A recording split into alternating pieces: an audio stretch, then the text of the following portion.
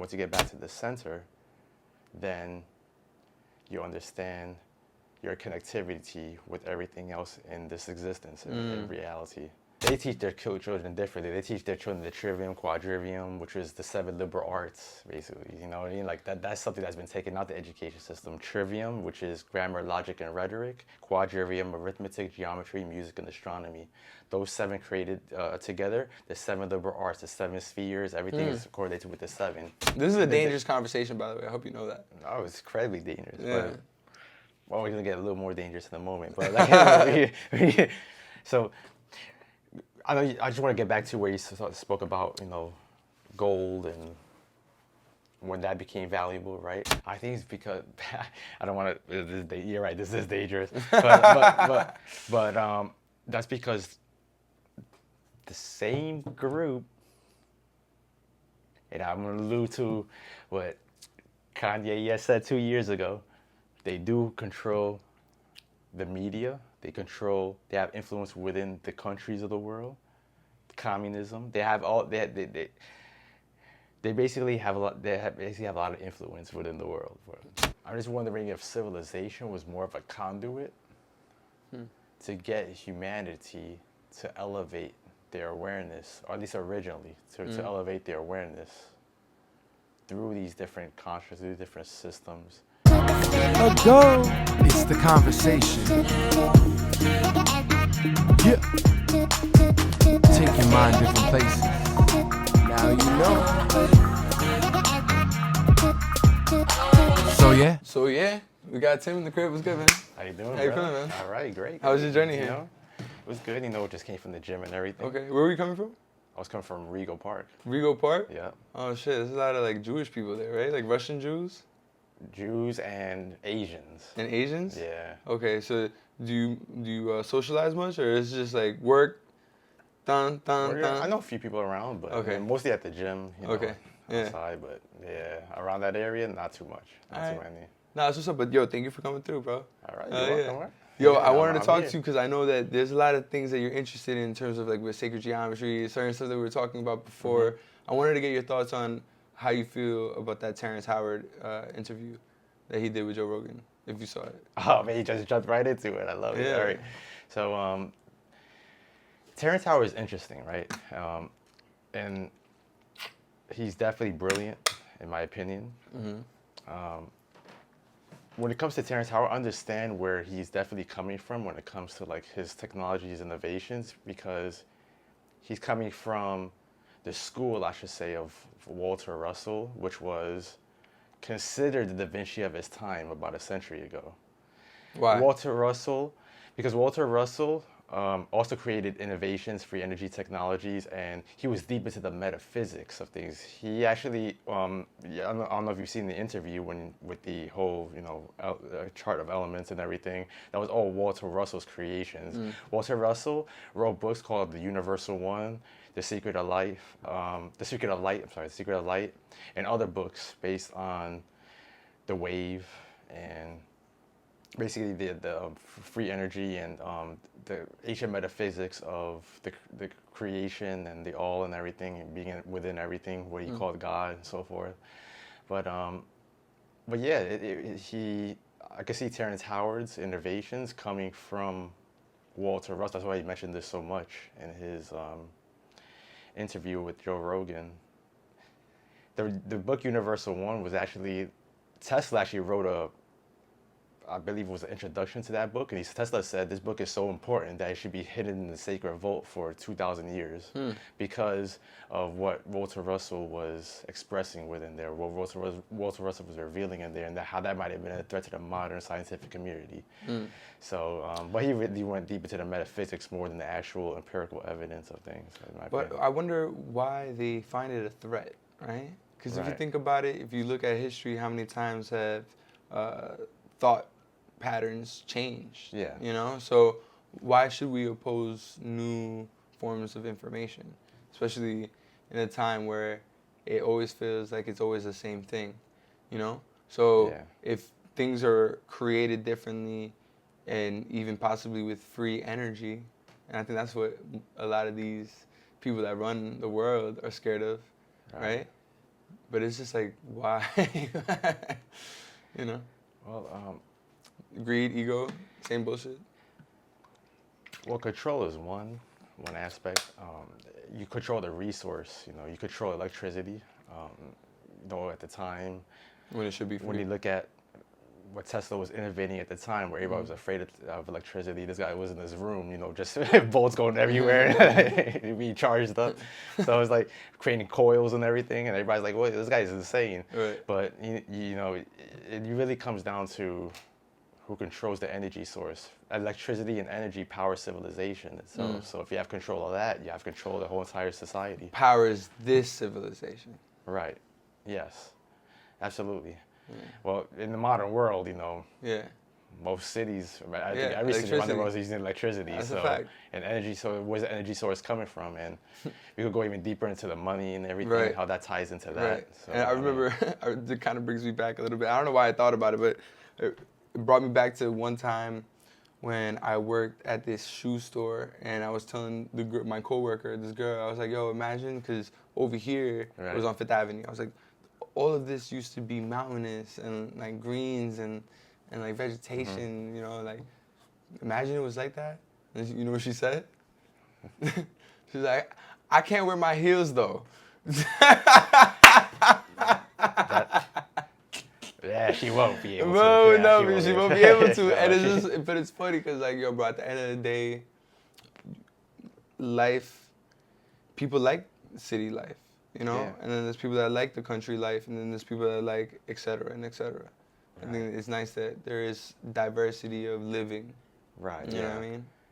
See, I think that there's like this whole polarized argument when it comes to like, hey, should we live in a civilization, you know, with technology, or should we just go back into nature, just live off, you know, in a hut or, you know, on a mountain or something like that, right? So there's always this polarizing argument. I'm just like, why can't you observe nature, understand the patterns and the intricacies of nature, understand how everything in nature operates in terms of the energy, in terms of how waves work, in terms of how energy can be conducted that way, and then use that to power, you know, civilization itself. Use that to create, you know, a new form of civilization. Or even if you want to keep the civilization the way it is, you know, you could, you know, advance civilization to the next level with that.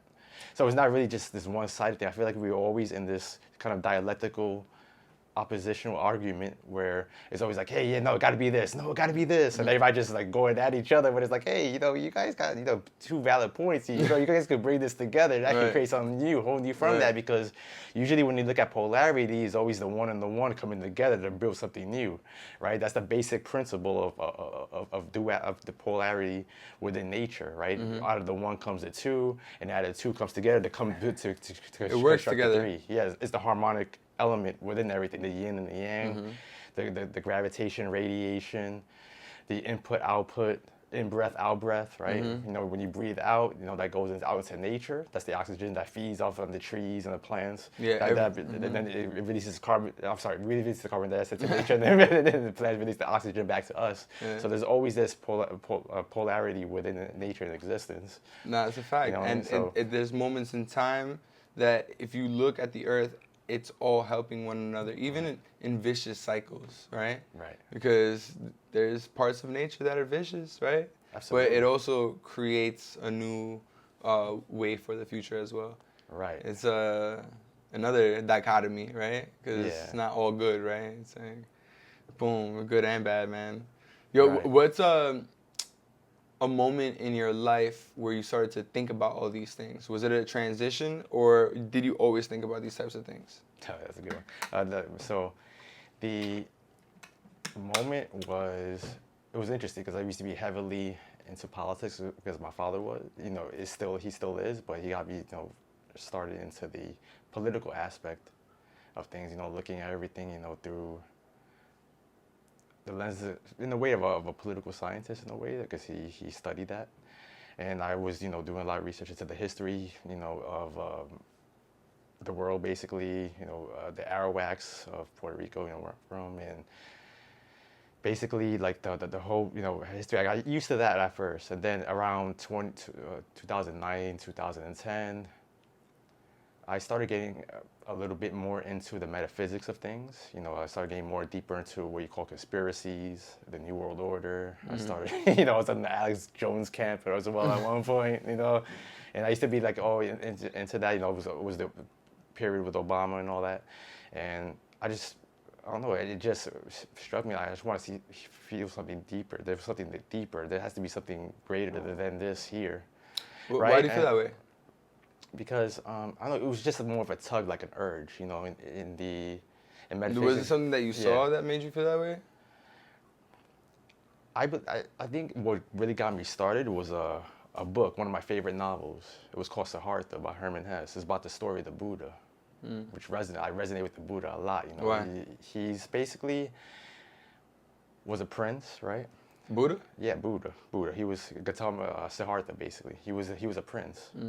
Basically, that his father kept him in most of his life. Not that it was exactly the same story, but the story goes that around later on in his life, he saw somebody suffering for the first time. He was kept in the palace all his life. He came out, saw somebody suffering. He began to question why do we suffer? Why is this person suffering? So he left this palace, and he literally became an ascetic. What is that? Which means the renunciates, those monks that renunciate the world, like the people that decide to like literally discard all physical pleasures within this reality, within this world. So they live in like the mountains somewhere, right? Yeah, basically like they're different types of ascetics, basically, But then he goes throughout this journey, and he basically learns. Basically, he gains enlightenment at the end, basically, of that story.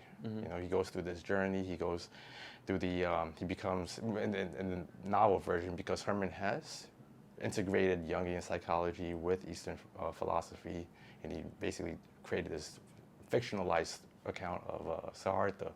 So, in the story, he basically becomes an ascetic, and then he moves on. He becomes wealthy. He becomes like a debtor, like a loaner, like a banker, and then he through all of that, he conceives a child. He learns about the child later on, and later on throughout the story towards the end. He didn't know he had a child in the beginning?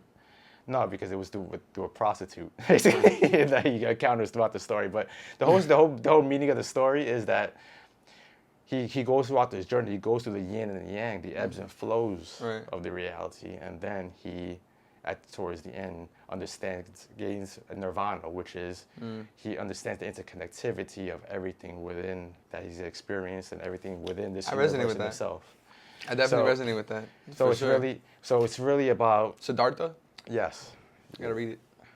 I'll loan it to you. I'm gonna give it to you. But it's one that when you actually look at the deeper metaphysics of Siddhartha's story,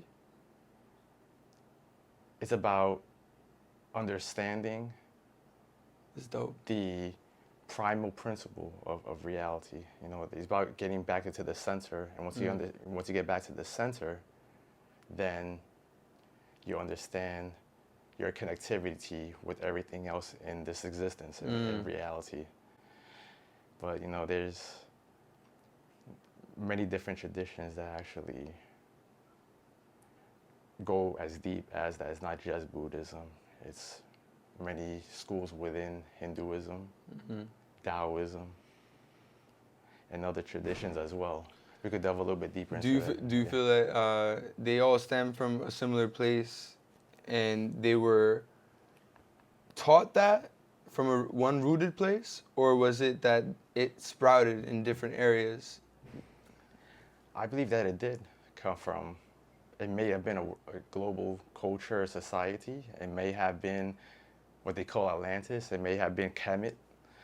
Kemet? Yes, which was ancient Egypt. It may have sprung from there.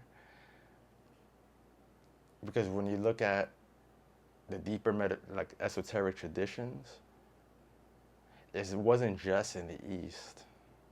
It was always so throughout the Americas. If you go throughout the Aztec civilization, if you go to the Popol Vuh, which is one of the main Aztec texts, it was you could tell there were secret society traditions within there as well, like esoteric traditions. Enlightenment as well. groups. Right. Yeah, there Right. were. Right. Just like as in Tibet or in these other areas. So Mm-hmm. it might have been one global culture at one point destroyed. The survivors went through these different civilizations, creating them, and then that knowledge was passed down through them. Or it might have been something that happened sporadically, but I don't really see it that way because there's so many similarities when it comes to them. How does one come to an understanding of, let's say, the constellations? How does one come to an understanding of these higher principles, these higher elements? And then this other person are over here gone through the same thing. So that would Unless mean there's that some- there yeah. was more communication going on than we thought in those times. Absolutely, yeah. How do you think about like the pyramids? Also the same concept, right? Because there's different pyramids all around the world, but they didn't have any contact with each other. You know, they were thousands of miles away from each other. How did that happen? You know, in terms of, and I'm not asking you as if you'll know the answer, but it's just Right. weird, you know, Right. because that type of information is so specific. Right, right. Yeah. Right. No. It definitely is. It definitely is. I mean, they have pyramids in Yeah. Americas as well. You know, there's a theory that mountains were pyramids as well, that you see throughout the Americas. So there was there's a lot more history, his story that they have given you, that they've given all of us, was Forever. basically just the lie of the colonizer, basically. Right. The Vatican, look at the Vatican, look how much knowledge they have stored in there, folks, you know. So how much knowledge was stolen when they went around the world, pillaging, conquering, you know, creating this modernized system that we have today. Right. So we're literally living within a construct that's outside of our ancestral culture, beliefs, traditions, and everything. So we're living literally within an artificial construct, a reality created by those that actually went around conquering and stealing the knowledge and everything. Right. How about just the alignment of Giza to Orion's belt? How accurate do you think that is? Or is that just something that people would just say for shits and giggles? You know? Great questions. Let me see. I think there's patterns that you can see within it, like with the pyramids, and it's been so many years since I haven't really researched it or gone deep into it, but when you do look at the alignment of these pyramids and correlation to the constellations above, yeah, there was something there for sure. But I want to just expound on something a little deeper when it comes to it, because I've been studying this for years, right? When it comes to the purpose, like what will be the purpose within that, right? When you look at the deeper alchemical traditions, it was really about, when you look up at the starry bodies up in the sky, right? That is reflected microcosmically within the body and the organs within the body. How? So it's really about, and this is where it gets very interesting, because when you look at the representations of these constellations, the way that, let's say if you go back to Egypt or even to India and everything, if you go really deep within like these secret societies, these esoteric traditions within these particular cultures and societies, they understood that there was like this energy that rises up throughout your body, that what they call the kundalini, what they call like this energy, and the spine like that's connected to your brain, and the and the fluids within your brain, that once you go throughout this. And also within the Taoist tradition, they also speak about this, or the esoteric Taoist traditions. We speak about, you know, bringing about the yin and yang within yourself. You raise up the energy, you circulate the energy, and supposedly your life extends with that, because you are replenishing, regenerating your body with the energy within yourself. So that's really like just a small gist of like the deeper aspects of those esoteric traditions. But when it comes to the pyramid, it's interesting. There was a book called what's it called? But how does it connect? The light of Egypt. You know what I mean? Yeah, Like, how does it right. connect the like to us? Because the constellations of the date of our birth and stuff like that, like how that plays Yeah. a role, or are you talking about there's an actual connection between those stars and us for some reason? Yeah, because I don't want to make any like declaratives when it comes to it. I mean, You know what I mean? bro, Like, no one really knows. Right, This is right, right. just It's how you feel about it. well, when you look at the constellations, I just see it as more of representations, more as part of a microcosmic, macrocosmic ancient system that was composed to really represent our journey within this reality. So the hero's journey, all of those stories, which was like the sun going throughout, its orbit, right? The 12 representing the 12, like stages in which the sun orbits, right? You have the light and the dark and everything. That there was a deeper science within it, but at the same time, it was more of passing on to like an initiate or somebody that's going throughout the stages of awakening. Their own processes, when their own journey within their selves. I believe that this is if you really want to go deep into what I really think about it, I really think all those cosmological systems are really just externalizations of the inner processes that we go through within our mind to come out to come back to source, basically, to come back to our center. So you're saying So that, that's why so you're saying yeah. that it's kind of like a story we tell ourselves to understand what we're going through? Right, going through not just, as we grow, like age or, like all the people we meet and everything and everything that we go through, in our lives, like our careers or anything like that, but more of like when you awaken, basically, when you go through, like, when that seed awakens within you and you begin to just basically question everything in yourself, and you find a teacher or a master or guru or everything that guides you throughout that process, that inner journey that you go through, because eventually it comes back to yourself, right? So you think you need a guru? No, I don't see. There was a purpose to a guru, to a master, to like somebody there that was like a martial arts master and everything. Like just somebody to assist you throughout the process. They're not going to get you there. They're just assisting you throughout the process. That's true. You gotta want it. Yes, absolutely. The journey is really within you. You know what I mean? And it's kind of hard to explain it. That's why I'm kind of going everywhere explaining, because I'm trying to just pinpoint what I think it really entails. So when you're going throughout like an awakening process, and what you go through is eventually you have to face your own thoughts, your own emotions, really come to an understanding of what those are. Face what they call your shadow self, your darkest aspects of yourself. And so, in my own personal opinion, all of those stories of fighting these villains within these stories are really just externalizations of you fighting your own lower aspects of yourself, your own inner, traumas, your own inner desires, emotions, and everything, in order to come back to this what you call the equilibrium. You know what I mean? So why is it a balance? Why is what a balance? Equilibrium. That's a balance, right? Yeah. So why is it a balance? How is it a balance? Because you've uncovered the darkest parts of yourself and the lightest parts of yourself? Yeah. That's a great question.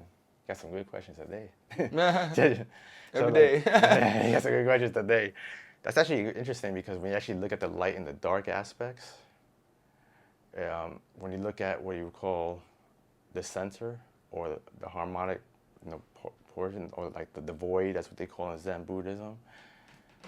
That's really neither or of those two, like cancel each other out, and what's left is really the space. I'm gonna break it down to you a little bit more simply. Like picture like a blank sheet of paper, right? The blank sheet of paper is just a space, right? There's nothing there. Like you cannot know itself, right? Like if it was just blank space, like you cannot even define it, because to define it, now you're just limiting it, right? But if you were to start like drawing like a dot right in the center of that piece of paper, that dot now, which is like your awareness, your conscious self, that creates a form of limitation now within the center of that paper. You know what I mean? So No. it's more Why? because you now it creates a focus point now Okay. I see what you're within saying. the center, right? And now with that focus point, now that automatically implies duality because now you have the dot at the center and now the blank space in the back. So it depends on what we're drawing. Yes, absolutely. And then out of that comes now, you could draw the outlines, the proportion, now the dimensions, right? Yeah, and then you create a whole new world. Right, and out of that, and out of those dimensions, now you're creating form. Form implies separation. Now there's a subject and the object. Now there's a me and the you. It's true. Right, and now if there's a me and a you, now there's something else that's correlated to that as well. So now it's me and you, that's subject object, and now with the subject object, now you have something else that implies that there's a separation there. That is deep. So when you actually go really deeper into it, it's in my opinion, it really is about refolding that back to that space basically, and that's what is considered the Brahma or the Guna Brahma in the Hindu text, the deeper aspects of the Vedic text, the Buddhist, Zen Buddhist void, basically, which is really akin to like what they call the emptiness or the nothingness. So wait, Yeah. it's like a void. Yeah, I haven't been there yet, but this is what I've gone into in a lot of the real like deeper texts, like the Zen teachings of Huangpo, which is like a 12th century Zen Buddhist text about like where they would speak to actually initiates. If you go to all the Gitas within the Vedic traditions, like not just the Bhagavad Gita, that was more of a story of a warring family, and that even has a deeper meaning. But there's even texts that go into deeper aspects of enlightenment that really just are explaining what you experience. There's the Avaduta Gita. There's I'm gonna butcher this name. Ashvarka Gita. There's Ishvara Gita. Like there's certain texts that was never like intended to be given to the public, but it was more of like if you're ready for it, then these texts are for once you get to those stage, because originally it wasn't in English, like these are Sanskrit, Tamil. Oh, so now it's in English. Yeah, right. They have translations now where you can actually read in English, but it doesn't have the same meaning because, of course, a lot of things get lost in translation. Right. When you actually look at like Tamil or Sanskrit, yeah. I mean, Sanskrit is basically what they call a dead language now, like Latin. So, if you're not speaking or we're not reciting those verses in Sanskrit, which was poetically in that language, which has a specific tonality and sound to it. You bring up something that makes me think, you say Latin. Latin was one of the most popular languages, right? Right. So how long do you think English got? How long do I think English got? Till it becomes a dialect? I can't tell you that. Right? It's global now because it's a commercial language. You know what I'm saying? There's even a lot of people don't know this, but there's a whole other variant or component of English called legalese. Cheers, man. Thank you. It's hot though. I appreciate this.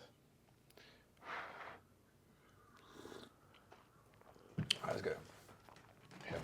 Hell yeah. So, I needed that, bro. Yeah. You were asking, I made this shit, bro. Yeah, man. It's a decapitated giraffe, nice. Hey, bro, chill, man. It's just decapitated for now. I like it though. It's a low ceiling. I like it though. He's still alive and kicking. You know what I'm saying? Esperanza. That's his name? Her name. Her name, okay. Women is hope. I agree. Women are hope in this world, bro. Not all women, but just like women. You know what I'm saying? Does that make sense?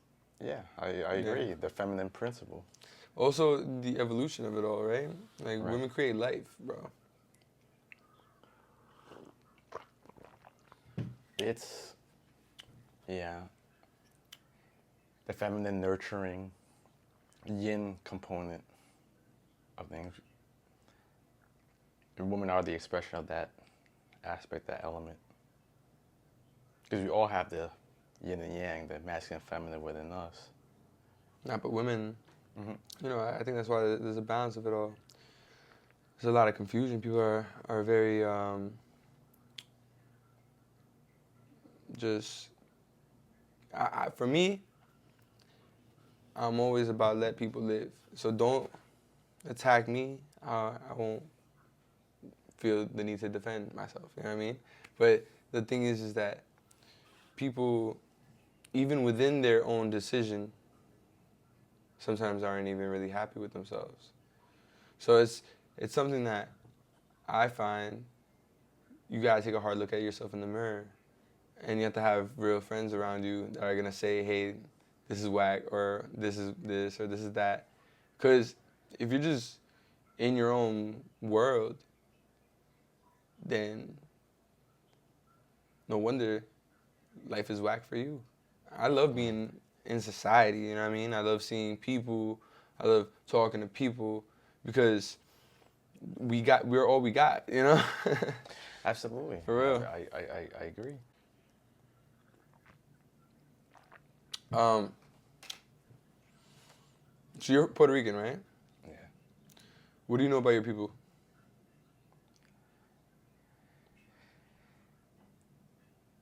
The history going back, many aspects of the history going back to basically pre-1492. Beyond that, a lot of that has been obfuscated. Obfuscated? Yeah. Like, That means like tampered? yeah, the information has been kind of like used in a sense. Compromised? But, yeah, well, kind of. But I would just say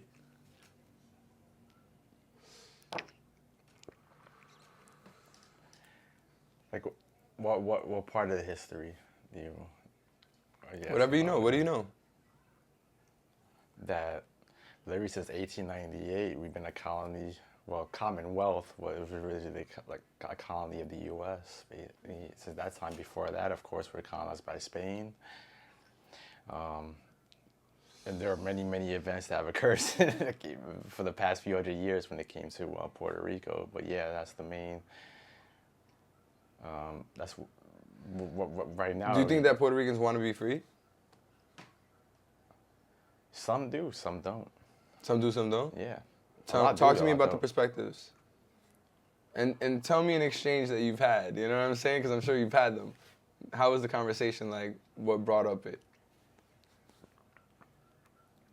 Exchange with like Someone who was pro for it, someone who was against it. I know because it's more about the like statehooders versus like those for the Commonwealth and want to remain on the U.S. Like you're always gonna have that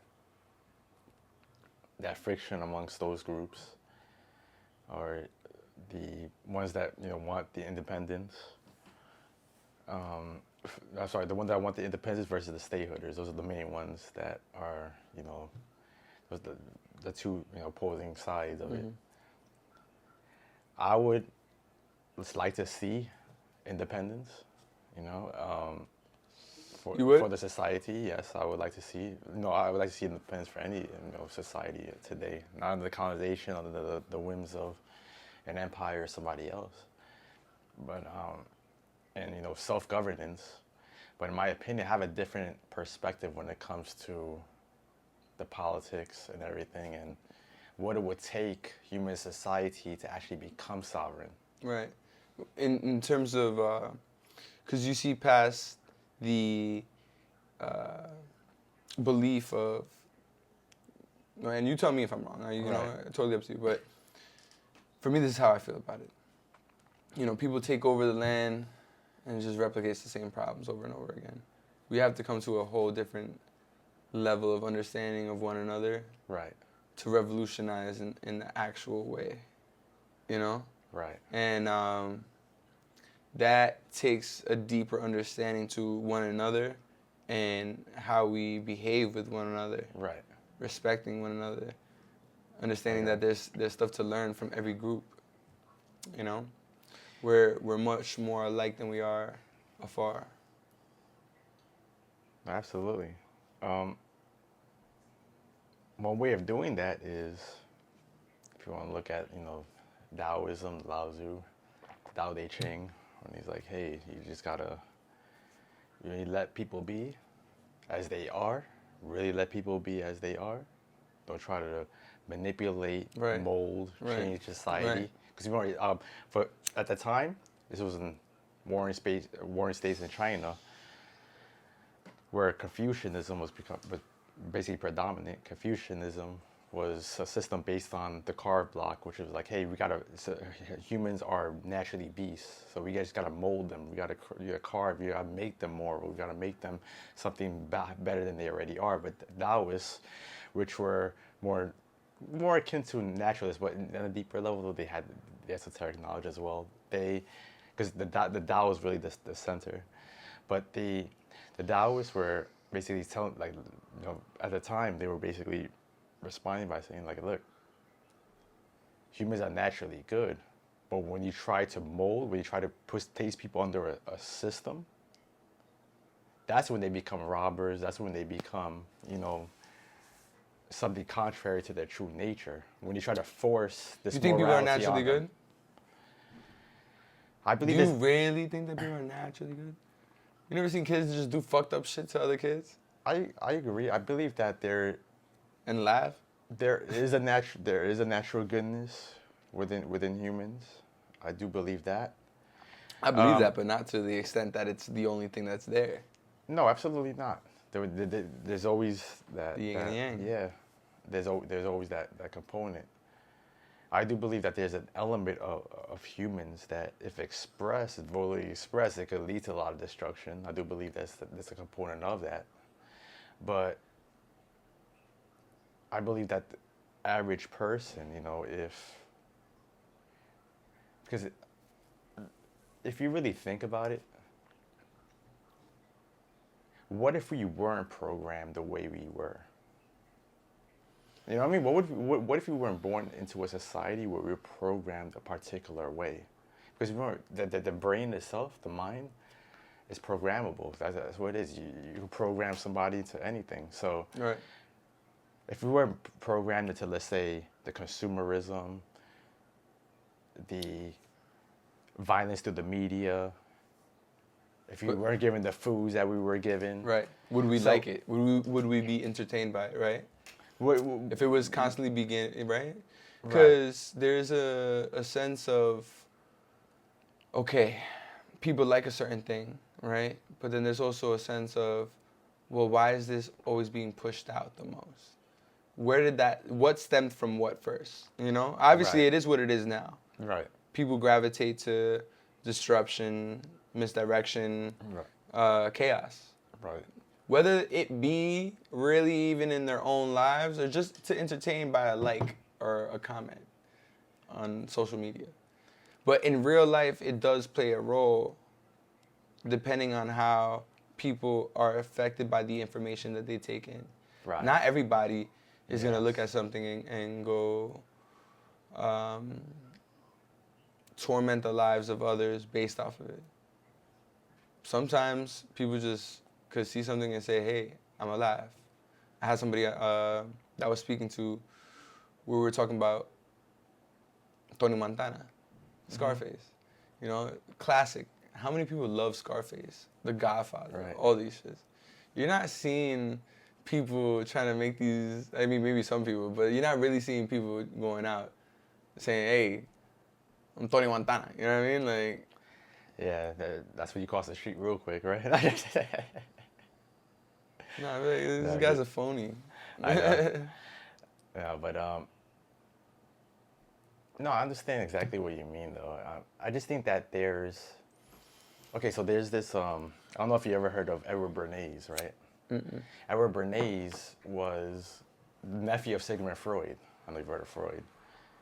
So what Edward Bernays did during the time, he basically constructed the modern public relations system, right? He basically was the god, like literally the father of the modern consumer society. Bernays, at the time, utilized Sigmund Freud's psychoanalysis on archetypes. Which And he applied that to products and in order to get can you corporations explain what more. archetypes are? Archetypes are, the way I explain it is, archetypes are subconscious programs, basically. Programs hidden within the subconscious and the unconscious minds. Like we have the saboteur archetype, we have the prostitute archetype. Each of us has these You said archetypes. prostitute? There's a prostitute archetype. I'll explain a little bit more later if we have the time, but it's more of, archetypes are hidden subconscious programs that run within the software of our unconscious minds, right?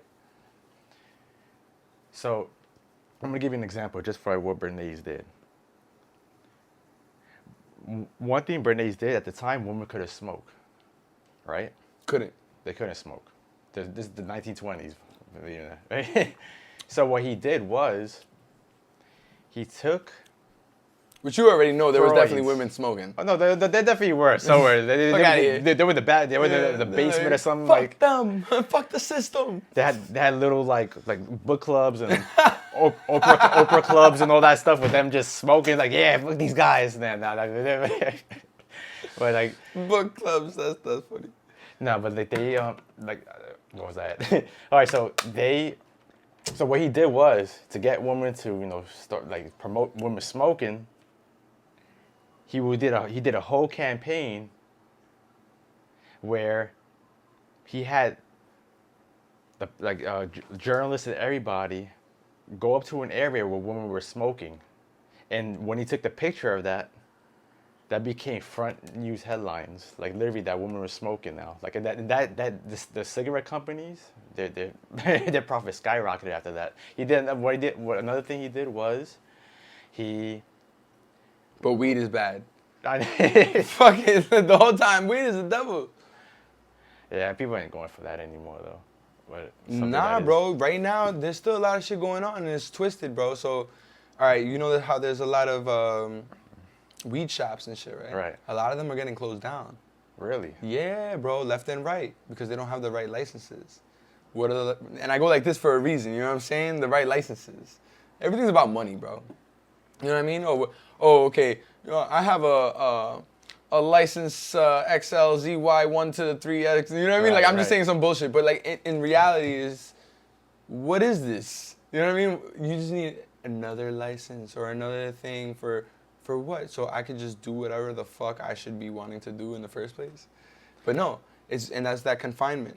Why do you think they ban psychedelics? You can't even bring in psychedelics from another country, like ayahuasca or anything. Like it's literally a war on consciousness, war on awareness. They don't want you exploring. They want you going back to nature, exploring your consciousness, because once you do that, it's a wrap for them. They want to keep you confined within this egoic identity that is the program of the societal construct. You know what I mean? So once you break through that, that's it. Like the inner liberation eventually leads to the outer liberation. So that's what I think is why they always were against the drugs and everything. Of course, it has to do with profits and all that, because this is a commercialized system. This is the corporation, United States Corporation. It's not the Republic originally it was. It's the United States Corporation since 1800s, since the 1870s. This is a safe state. So it's. I have a homie that's Right. always saying, "Yo, there's a weird thing about the 1800s, that everything came back from the 1800s." Well, it's late 1800s to the early 1900s, because the Shout out early Ace Highway. Literally the 20th century was a pivotal point. That after especially after the for 100 years before COVID, it was the Spanish flu, Right. and that led to a new era basically as well. The radio came on after that and all that stuff. Which is very interesting. Around the same time, if you look at it, it's anyway. So there's a lot of stuff. The Great Depression came after that. It was actually before you keep going. Isn't that the best case of misdirection? Hit him with a flu, then hit him with new technology. And then, just... Absolutely.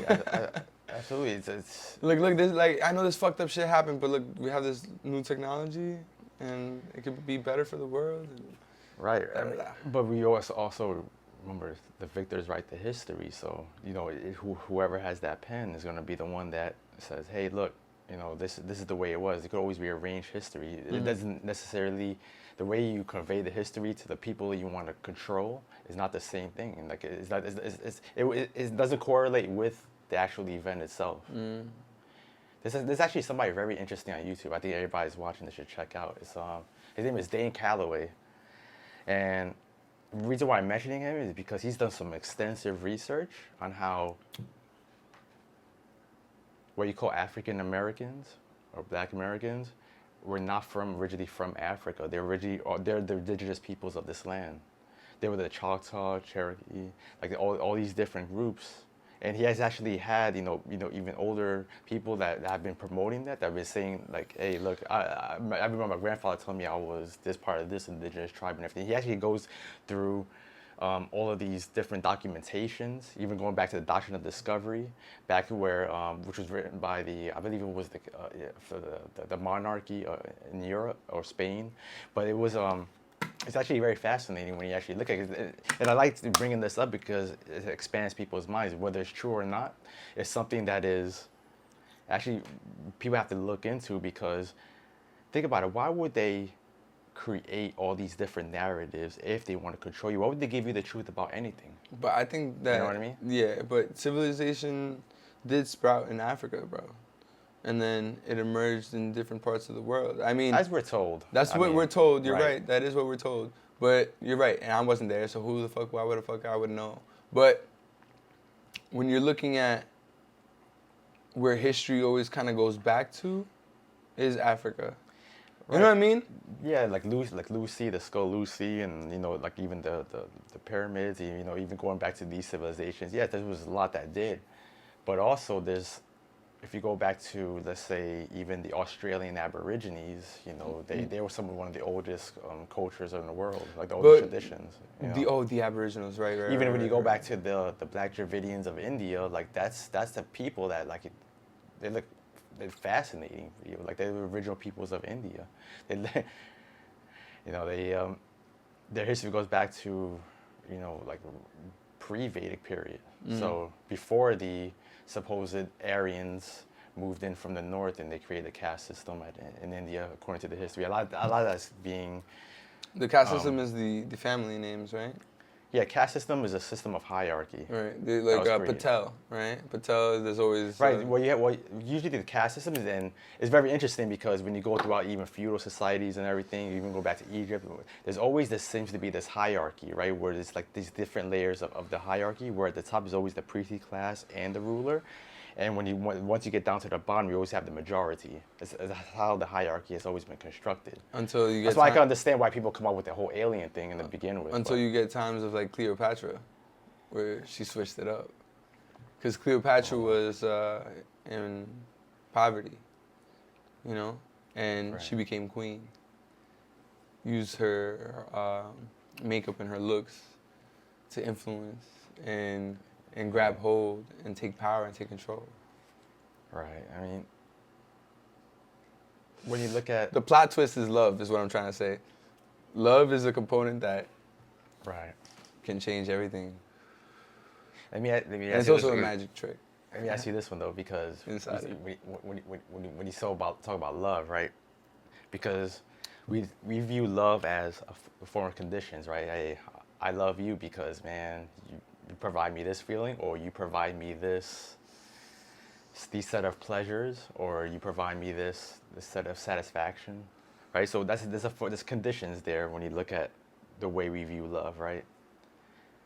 How about love in just being? A form of unconditional love, just the true state of love. The unconditional love is something that I feel is mastered. Because you will go through your trials and errors if you are a person that's actually trying to find that within yourself, because you'll find that many don't feel that way. So you will pass through and show that type of love rarely ever receive it. So that's something that you have to accept and understand because that's the world that it is. So if you are a person that wants to go through that route and chooses to live that life, then you also have to understand that those dynamics. Because there's going to be moments that will test you to see how much you actually love. And that's a fact, bro. Like, because it's easier to say it than do it. Because when you say unconditional, which means there's no conditions, right? Right. Like that means you gotta love even the darkest parts. Right. That means that you gotta harmonize those parts, into that. So it's more of like, hey, I know you could love the puppy. Right, that's right? the best example. Or best like, example. Or literally. No, right there. Right? Keep going. Right. The puppy versus the dog, right? Right. Or let's say the grandma versus the serial killer. Whoa, right? that's a weird. But no, I'm just saying. Yeah, but what I'm trying to say different. is increase the broader perspective, because when you actually look at compassion, right, and empathy, it's really about understanding that everybody's coming off of a specific program in their mind, right? Everybody has a certain level of consciousness that they're in. And when somebody reacts a certain way, they're just going off of their conditions. Yeah. You know what I mean? This is why with the Buddha, when going back to the Buddhism and the Buddha, his original teachings was understanding how you're basically following a specific condition and pattern within your mind. You know, you have input, right? You take in sensory information through the senses, because it's the only way you're able to do so, interact with the world. You take in sensory information, that becomes a thought. That thought has a certain emotion to it, and you react to those emotions. And so over time, you begin to construct an ego identity based upon those reactivity patterns. Yes. And so it's more about, hey, can I actually allow these emotions, these thoughts to come to my awareness and let them go, which is the basis of real true meditation, which is observation, right? It's like you're right here, and then you see the thought and you see the emotion come out, you realize to let it go rather than go into it or react to it. Because once you begin to fall into your thought patterns, then you become that thought in a way, right? It's like you're just sitting there for a moment looking at thought, and some thought come out about that chick you were just dating, and now you're going through this whole scenarios within your mind, and now you just lost the whole point of focus right there, or the whole state of being, or that whole awareness, at that moment. I'm glad you said it. You said it just at the end. Moment. It's all about the moment. Right. A lot of people are not in the moment, and I say this a lot.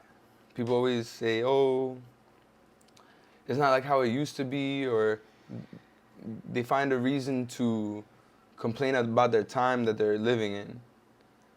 But you create the moment.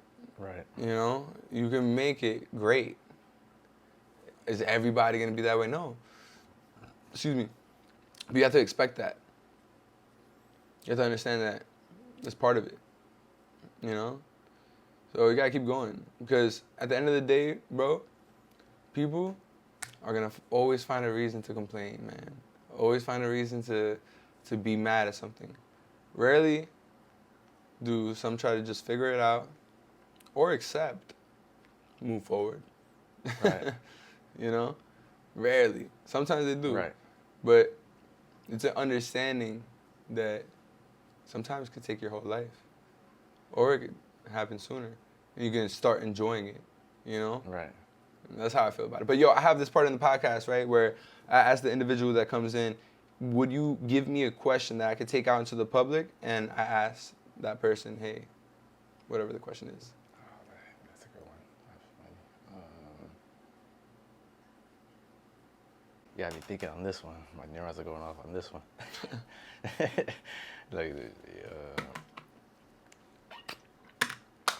We can come back to it if you don't. Yeah, let me think about it a little bit more. All right, so where'd you grow up? Brooklyn. Brooklyn? Yeah. Where in Brooklyn? By Ditmas Avenue, by McDonald Avenue, by Ocean Parquay. I'm sure you see it. I grew up there for the first 10 years. I lived literally in almost every borough in New York. I even lived in Connecticut at one point. Staten Island? No, I used to go. My cousins live in Staten Island. I used to go there Oh, too all really? the time. Yeah, so I was in every borough Oh, basically. right. I've lived in Bronx. I lived in. What I borough live in do you like the Queens now. best? Manhattan. I like Queens the most, to be honest with you. Yeah? Yeah. Queens is where it's at. You Yeah, heard? yeah, Queens. it is. I like Queens the most. Put a stamp on it. A story of Queens. Especially. Especially, yeah. So, yeah. So I grew up there. I lived in Connecticut for 1 year during like beginning of high school. Yeah. How was it there? Boring, right? It was cool. No, it wasn't. Okay. I have a few friends there. It was a interesting point because it was like a suburban area, and then like the next town over was like New Haven. So it was like they see two different worlds colliding within the school. And what brought you back to the city? Oh, my mother couldn't afford the rent anymore. Just like, you used to get the fuck out of here. Yeah. It got too expensive out But there. you go back to New York City, it's more expensive. We moved back to the Bronx. Okay. So yeah, then once in the Bronx, and then I moved to Queens with my father here. Okay. You seen any crazy shit in the Bronx? Not really. I was right across the street from the Bronx Zoo. No, not anything too crazy. No. Right. Anything too crazy. Anything like traumatizing or anything. What are some things that you would like to see yourself doing in this life, bro? Oh yeah, this is good. All right. I'm definitely would like to see my creations come to fruition. What are those creations? Visual creation, like my writings, I've always been into film since I was a teenager. Mm-hmm. I was even literally at 16 years old in one of those Gotham writers courses with a bunch of grown-ups, doing the scripts. Okay. Because I used to love writing scripts. Even if they sucked or not, I was just like I would still give it to them. I still believed that I was at that time that I was like, hey, I'm gonna make it happen. Right. And what are you Sometimes, doing yeah. now to get yourself to have that in fruition? Yeah, I'm still working. Now what I'm doing more is I'm trying to get familiarized with the AI tools so I can generate these films through AI, because a lot of the stories I create, they are allegories. So AI fits in perfectly with it today, because you could generate something, and as it progresses, you could generate something a lot more cheaply. You wouldn't need like big studios, I believe, in the future to generate films. So I'm just working and looking at ways of how I can generate, that. And also, if anything, like I could always, publish, novels, books, and all that stuff, which is another vehicle for these stories. So I feel like we each have a specific purpose or gift. Like yours, you do music a lot, so it's something that's your particular gift, that's your creative expression right there. Somebody else may be art, visual art. Somebody else may be film. Somebody else may be poetry. Somebody else may be fitness. Everybody has a specific in the Chinese system of Chinese medicine and the Chinese philosophy. They call it the Li, L-I. That's your own purpose. That's your own expression within this world. So it's more about that. Because if we're literally each individualized expressions of all expressing it to each of us, then yeah, we're all here for something. We're all here eventually to not only raise our own awareness, but help it raise the awareness of others to get back to itself. Back to itself, and have people find their own pursuit, right? Have their own passion. Right. I think, relationships are great, but then it's also what happens if that relationship doesn't last, And then Let it be. Right, no, obviously let it be, but some people don't ever find their own passion and their own pursuit, their own enjoyment in life besides the one that they're with. You know what I'm saying? Because many things distract, society, responsibilities, many things. And distractions could be a good thing and a bad thing. It's really just a matter of what you're looking at, what you're ingesting, what you're taking in. Right. So when you're looking at people what do you find to be what gives them their purpose, or what gives them, and the majority of people? I'm not talking about specific people. That's some good questions today. So I think that, okay, before I do answer that, I just want to just bring this to light here, that ever since we're kids, right? Ever since we're little, we have all these great creativity, imaginations. What comes in the way at that moment, right? Like we have these grandiose ideas, even Right. up to the point where it seems like literally like, hey, this is illogical, but we believe it as children. What cuts that short, right? We Right. get taken, we get put into this public education system, That too. right? Which was basically stemmed from Prussia. We get to that later, but once we're in there, right, we go through 12 years of this indoctrination, right? We're not taught, hey, how do you find your purpose? Hey, how do you get high self-esteem? Hey, how do you get self-love? Hey, how do you create, how do you express your art and creativity?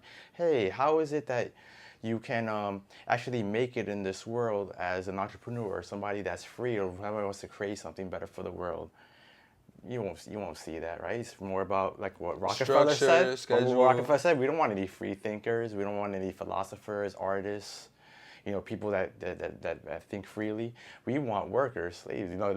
That's actually a quote.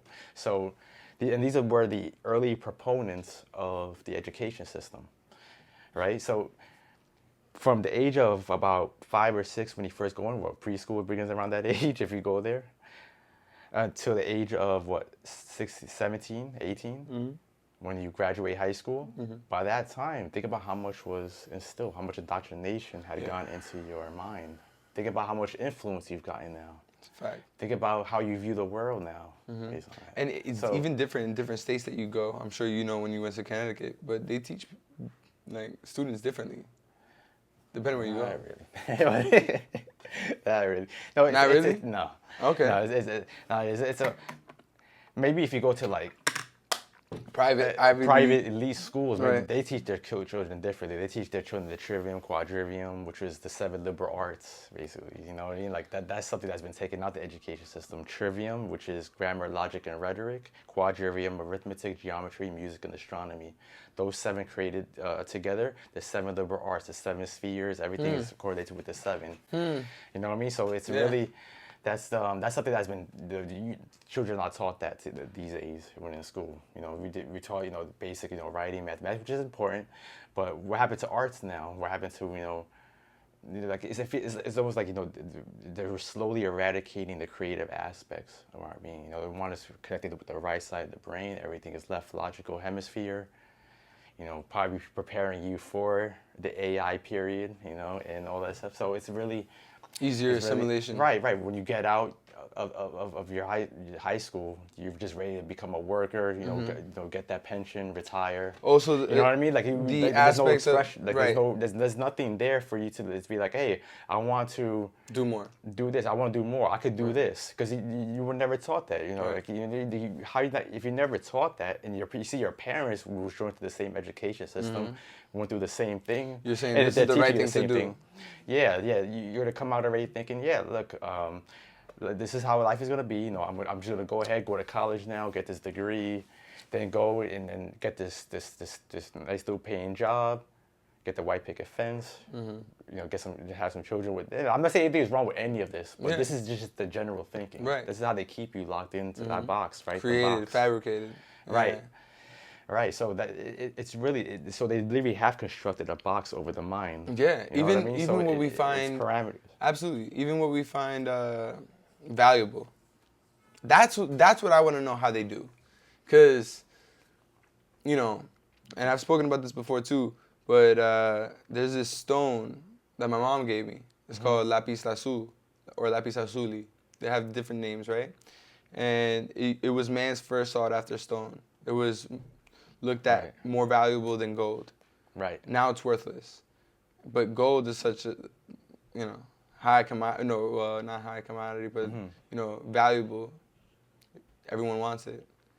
When was that transition created? How did they make this element more desirable than the other? And For what reason? Because you would think that it's based out of how much something, like how much of it is on Earth, right? Mm-hmm. But that's not the case either. Because if you look at diamonds, the price of diamonds Right. constantly skyrocket, continue Right. to go up.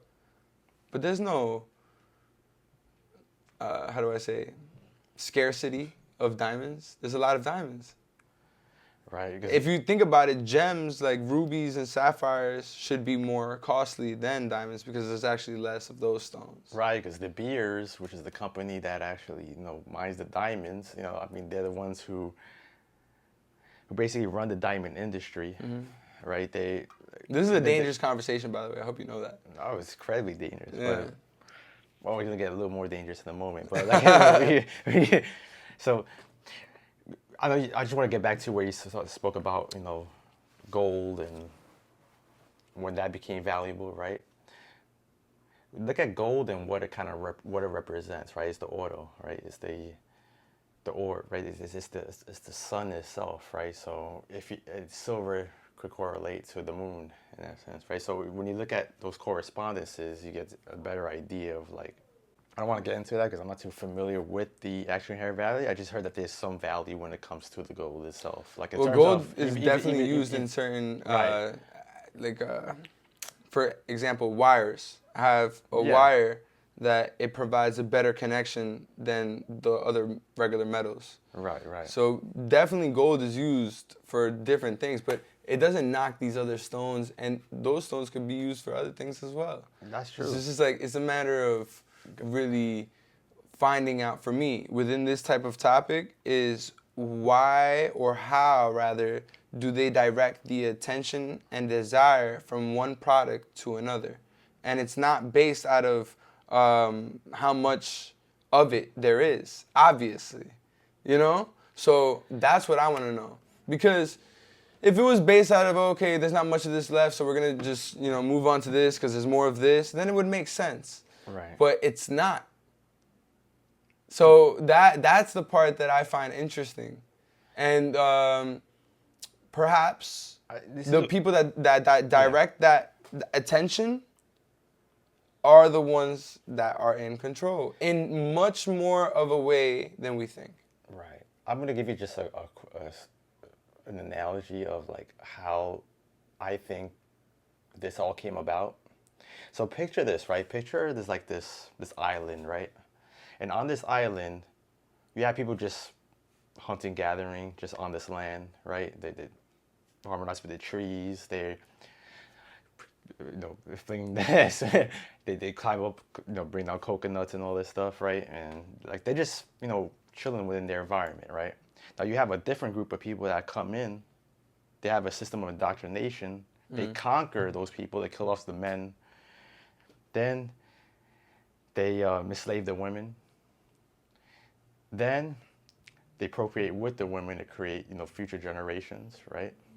And those future generations later on, after they've settled, after they've created a colony on that island, future generations later, they were able to indoctrinate those future generations into that particular system that they were under. So, in my opinion, like, if you want to look at value, obviously, like in how they could shift a perspective, you will have to have taken control of the mind of a people in order to be able to do that, or have influence over the mind of a people to be able to do that. People think that the media itself, the mainstream media or the mass media, is something that's like, oh, that's just technology and it's cool. But no, the media itself is a modern form of indoctrination, conditioning, control. So look at COVID. I just want to go back to 2020. Look at how just by media campaigns, you would go outside, nobody was dropping around you like that. When you think about it, even if you have the TV off and no internet, nothing, You wouldn't even know that was going on at that time. But by watching the media, by looking at the media, by looking at Fauci, by looking at Trump, look at all these people, Bill Gates, all these people talk about, oh, there's a virus now, oh, it's killing this many people. We need to institute masks, which makes no sense because even if you have a virus and you have a mask on, you're obviously breathing back in the toxins, which is going to kill you anyways. 6 feet distance, which makes no sense. 6 feet is like Bermuda right there. But people were just going along with it. Yeah, and throughout the followed world. and commanded. Yes, throughout the world, people are following this. That's true, bro. Just based on a mass media campaign of, hey, there's this virus. Nobody questioned anything. Like, oh my God, everybody just went to fear, panic mode, which shows you the influence of the mass media. It's true. See, like that's how, like that right there. If you want to see how powerful that is and how much control it is that they have over the mass population, just look at that year, that one season when that happened. Yeah. Even after that, look how all, like it destroyed economies, businesses, all that stuff over time, and you see how the effect that media can have over the population. Right? Absolutely. Do you remember what happened with the orange hue? Orange hue. Remember when it was all orange for those couple of days? Oh yeah. How do you feel about that? That's Do you think that was a fire that came from Canada, and that's why it was all orange like that? Yeah, one of my friends did tell me that he saw a video where there was no fire in Canada. So So my homie, this is why I bring it up, right? So my homie, same guy, Ace Highway, my homie, he was in Canada, and he was speaking to his Earth over here in New York, right? Yeah. And they was just talking to each other on FaceTime, and his sky was blue. And she was like, yo, how the fuck is your sky blue if you're in Canada, where it's supposed to come from, right? Right. And she showed him how it was here in New York, and he was like, what the fuck? Right. So yeah, they said it came from Canada. But then, what the fuck? When is it orange? Because it's fire like that. Maybe I'm wrong. Maybe I'm ignorant. Even if you smell Could be it, ignorant with this. you could tell like it was. Yeah, there was you couldn't breathe really though. It was a weird. You could breathe obviously, but it was weird. It was different, and it didn't smell like smoke. You know? Yeah, I mean, it's always like just think about like how when you look at because. What do you think that was then? I don't want to say because I'm really not sure what it was. Say what you think it is, or what it could be. If it's not all right, because if it's not smoke, right? Right. What would create that orange hue in an atmosphere? A chemical release into the air. Right. That's the only thing I could think of right now. A chemical Now, release. what type of chemical though? That's what we need to figure out. A chemical that's what? Let's look it up right now. Actually, let's look it up. That's gonna affect your DNA somehow What? one way or another. I haven't really looked into it like that. Release creates an orange hue.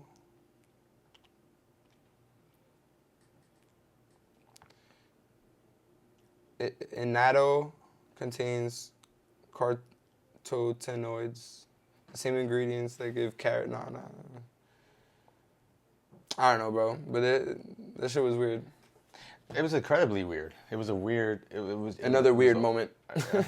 out of many of the last few years. Yo, right? Because think about this, right? You first had 2020, everybody's panicking over that. Somehow, all the countries in the world were together at that point. Even the nemesis, right? Like the Russia, China, U.S. Everybody was like, yeah, we're gonna fight this COVID. All of a sudden, after that, it was over. Back to war. Back to war. Ukraine. Palestine, which is literally an open air prison under Israel. A lot of people are afraid to say this, but I'm gonna say it anyways. They like literally, that's a mass genocide happening in front of millions of people. For real. So Israel literally created, back in the 1940s, a mass exodus of Eastern European Jews into that region. Rarely people talk about. Didn't Britain at the time had some type of ordeal with the Balfour Declaration, which So- is the message between, I believe, Rothschild and Balfour. But I have to research that again because I remember reading that years ago. But that's the thing about it, people would like to paint the picture as this side and the other, but then there's another component. There's another outlier in the equation. Of course, within yes. Remember, there was the transfer agreement with Hitler during a time where they agreed to transfer millions of Jews from Germany into Israel. But I want to make a distinction between like a Jewish person that was originally in that area versus Zionism. Zionism is a political ideology. It had nothing to do with the original Jews. That came out of the words of Theodor Herzl, which is the founder of the modern political Zionist movement in the late 1800s.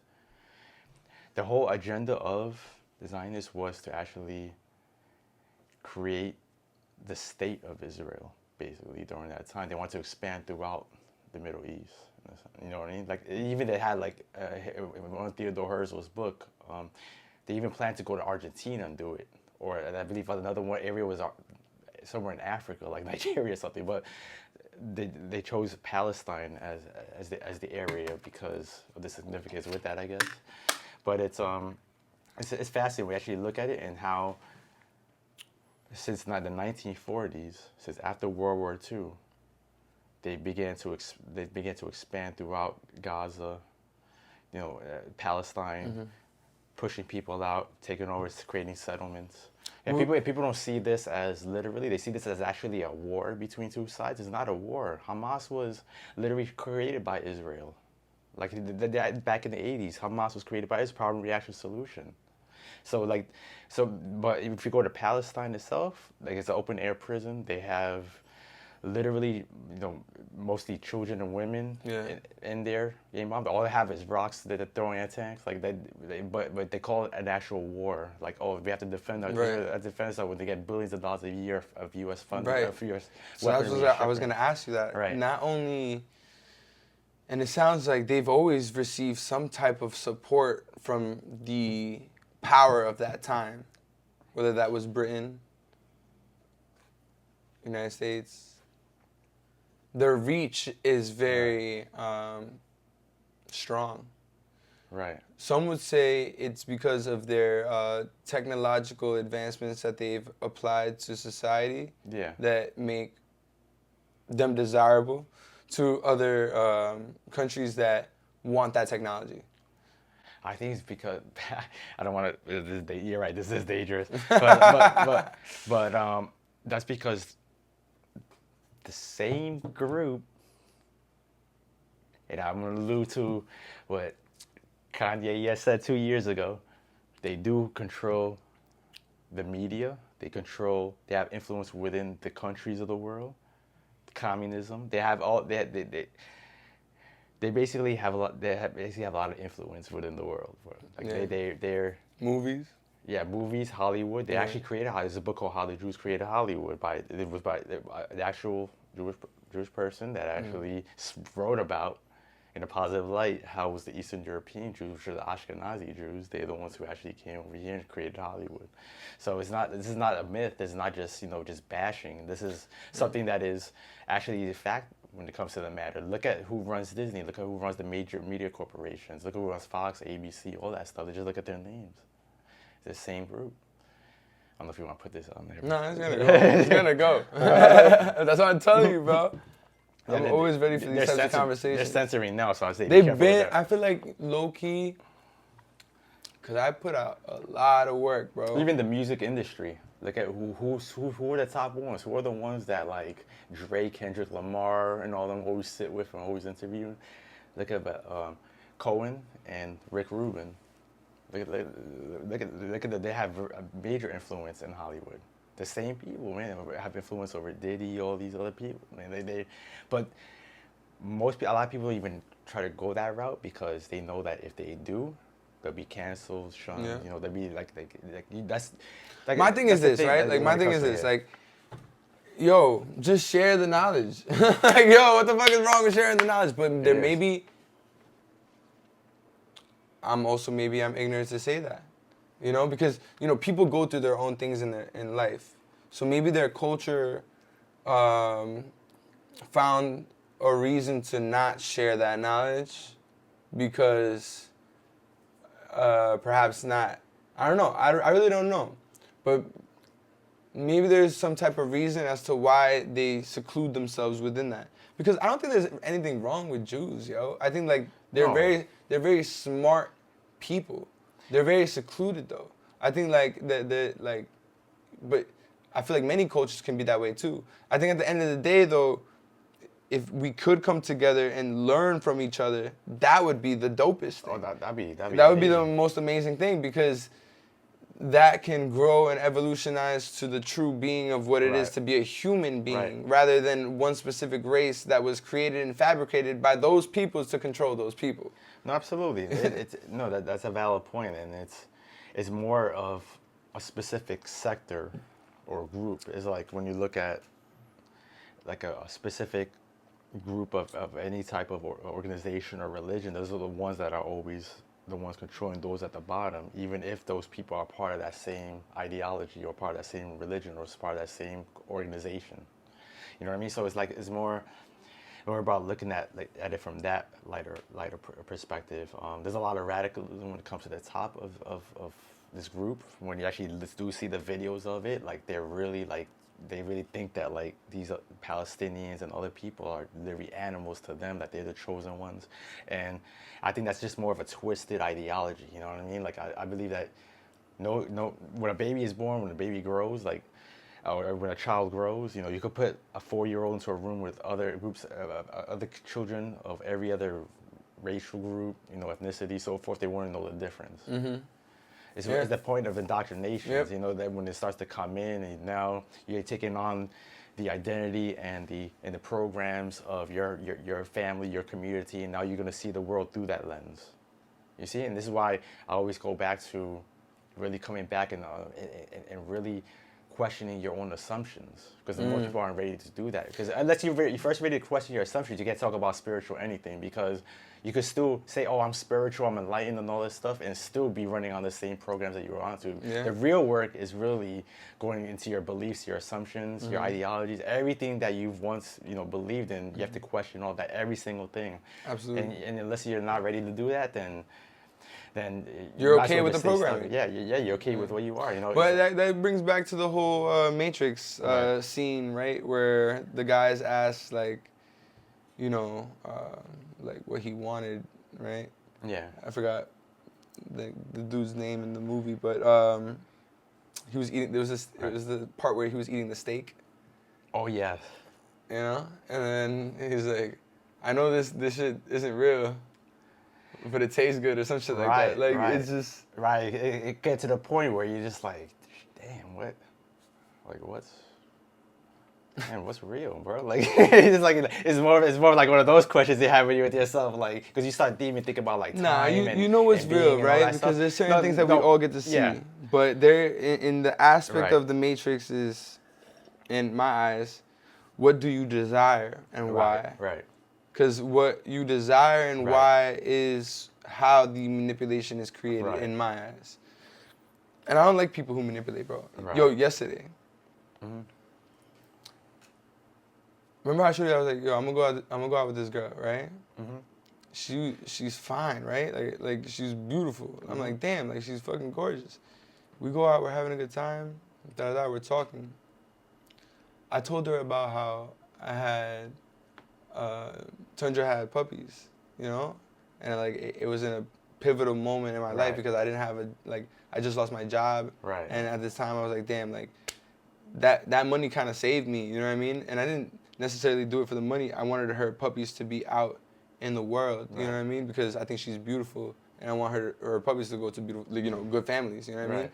So, and it takes a lot of work, you know, like, you know what I mean? Like to get compensated for that, I feel like is earned, you know what I mean? And with that, I found that, like, while I'm talking about this, Right. she just switched. And she's like, oh, because she's like a quote unquote animal lover, you know what I mean? I was like, okay, like, I love animals too, but she was like, oh, I'm gonna report you. Out of nowhere, bro. We're having a good time, bro, right? And then I know where she just switched, like, I'm gonna report you. I see you on your podcast, you be smoking weed, and like your dog's on the side over there. I'm like, yo, weed, I smoke weed. You know what I mean? Like, I'm not getting my dog high. You know what I mean? Like, I have ventilation. It's just like, it's all good. You know what I mean? Yeah. For me, anyway. And yo, bro, she tweaked. You know what I mean? And then I don't know. She's like, oh, nah, I'm kidding. I'm like, in my mind, I'm like, nah, you not kidding, bro. Like, you know what I mean? Like, she was super. Yeah. So, and I told her straight up, I'm like, I don't like manipulators. You know what I mean? And I'm like, I don't like people who tamper with that. You know? It's like I'm telling you something in confidence. I'm telling you something that I went through that was difficult in my life, and it just so happened to be at that moment. You know? And you want to say that? That's that. I don't like that. And I already knew from that moment. I'm like, oh, I'm not gonna see this. I'm not gonna see this girl again. You know what I mean? Like, there's no way I'm gonna see this girl again. Like, I don't want to. You know? And even though she was beautiful, I'm like, oh wow. But You're nah. not encapsulated by the beauty. Bro, I'm never encapsulated by the beauty, bro. That's another one, beauty, because beauty, right, is like synonymous with like thighs, supposedly, right? Which is really like if you were to take like a diagram of like a rectangle and a spiral, and you could fit like any like face in there, or like any image of like a flower, or like anybody has like a symmetrically aligned look, that fits into like the thigh itself. Yeah. Right? So, but the thing with beauty is that, you know, it is subjective in a sense, because it's completely subjective, and it's always based upon how you respond to the input of the visual input of what you see, basically, how your thoughts and how your emotions respond to that. So it's based upon integration of everything that you've experienced that can be correlated with how you perceive as beauty, right? So it's but yeah, even if you no matter how beautiful that is, I mean, that's a process right there. You know what I mean? Like, it's like when the flower grows, the stem grows and the flower fully blossoms. Like, wow, that's beautiful. When it starts to decay over time, go back down, back down. It's all, that's all just part of the process of the growth of a particular person or object or thing. You know, eventually that goes down. So everybody who hides behind that is going to. That's what happens later in life, where they want to maintain that beauty, so they get all the liposuction, Right. Like, you know, because they want to just maintain that image that they were perceived, or how others perceive them to be. So they take that as an identity, And it works for them. And then, yeah, some of them. I would say. Yeah, not all of them. But and that's the thing. Sometimes it'll work to an extent. You know, it'll work until it doesn't work anymore. Right. Because at the end of the day, it's the person. You know. Right. When I look at right now, I'm single. I'm having fun. I'm not even thinking about that right now, right? But if I were to be looking for a woman, right, to have in my life, I would definitely analyze how her energy is towards mine. Because I'm not trying to fuck with what I've been growing already, you know? So I want to be very careful and choose wisely. Because there's people that give you energy, and you give them energy, it's reciprocal. And then there's people that just take, you know? You can't just, I'm trying to figure out a good analogy for that one. But yeah, no, that's actually a valid point, though. That's actually a valid point. It's like, you know, if you try to, like, if there's I got one, a water hose, right? If it's coming out, if you try to just hold it, you can only hold it for so long before it bursts. So yeah. So it's really True. It's a law of reciprocity, and that's right. Mm-hmm. Within all creation, right? What's something that you would tell your younger self?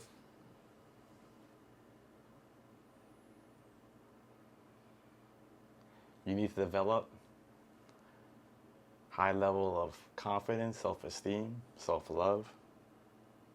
Work with that. Because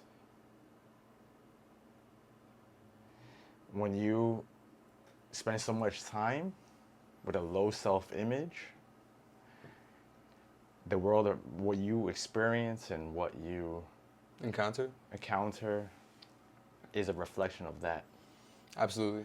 So Your energy if I was to chases go your back, energy. if I was to go back and I sit like this with my younger self, I'd be like I know you don't really have a high, good image of yourself right now, but you have to try to develop a more confident self-esteem, start having a higher image of yourself, because nobody ever teaches you this. It's actually very crucial for your development and growth. Development is the yang, right? It's like motion, it moves forward. Right. Yin, it's contracted, right? So if you're moving forward or pushing forward, how are you going to be able to experience new things and have better experiences that you actually desire, if you're still stuck on a program or condition of the past, traumas of the past, memories of the past, guilt, shame, Right. all of that stuff, that holds most people back. Yeah. So you begin to see why it's so few people actually do make that breakthrough to the next stage of their life, or able to accomplish things that others do want to see in their own lives. Because it all goes back to the mind and the programs. You know what I mean? Like Yeah. it's really, yeah, that's all it really is. And it's and there's a lot of, I realize in society there's a lot of coping. There's a lot of coping. A lot of people that put on facades, masks to hide what they're truly going through. Mm-hmm. They were trying to make themselves seem bigger than What they they are. are. Instead of seeing eye to eye with somebody, Mm-hmm. they try to put themselves above somebody else, belittle somebody else, Mm-hmm. criticize, judge somebody else based on where they're at. But they could be in the worst position in their own lives. Yeah. And I've always feel like how you treat others in those types of situations is really a reflection of how you look at yourself. You know what I'm saying? or it could be vice versa too. Yeah. You view everybody else as above you. People Yeah. talk about that. We It's just true. talk about the side where it's You're more confident. where you have this, you're like an egomaniac, Right. maniac, right? So you're just like, hey, I want to put everybody down. But there's a contrary opposed To everything. perspective, which is based on, and that's also a really dysfunctional aspect as well. But it's just the polar opposite of that, where you feel inferior to everybody and everything around you. Right.